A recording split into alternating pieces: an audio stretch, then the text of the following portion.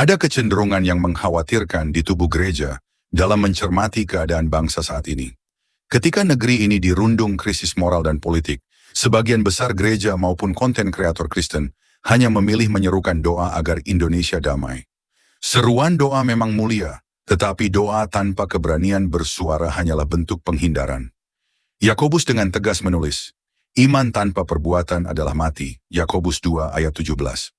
Dalam konteks berbangsa dan bernegara, gereja tidak hidup di sebuah dimensi lain yang steril dari realitas, melainkan gereja dipanggil untuk hadir dan berperan dalam menentukan arah bangsa. Gelombang unjuk rasa yang terjadi akhir-akhir ini lahir dari kekecewaan warga atas kebijakan yang dianggap tidak berpihak pada rakyat. Situasi ini semakin diperburuk oleh ucapan arogan dan sikap tidak pantas sejumlah wakil rakyat. Ironisnya, semua itu terjadi di tengah kinerja legislatif yang menurut Formapi justru dinilai paling buruk sejak era reformasi.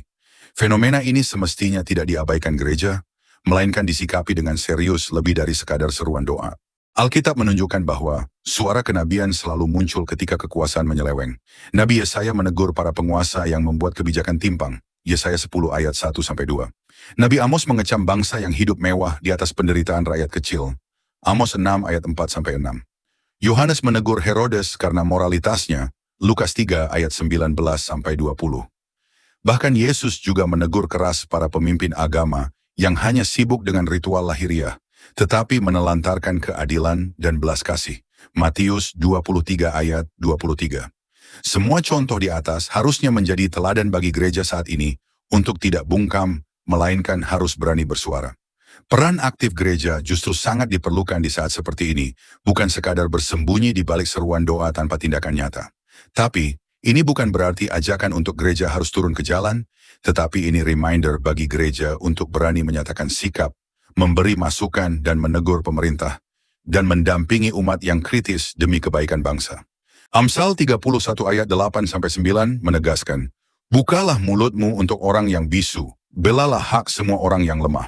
Sekali lagi, ini bukan ajakan bagi gereja untuk terlibat dalam politik praktis, melainkan panggilan untuk menjalankan identitas gereja sebagai garam dan terang dunia. Matius 5 ayat 13-14, untuk menjadi suara moral, kontrol sosial, sekaligus pengingat bagi mereka yang berkuasa. Disinilah gereja membuktikan relevansinya, dan untuk itulah harusnya gereja ada, bukan hanya sekedar berdoa untuk bangsa, tetapi juga berani berdiri tegak demi kebenaran.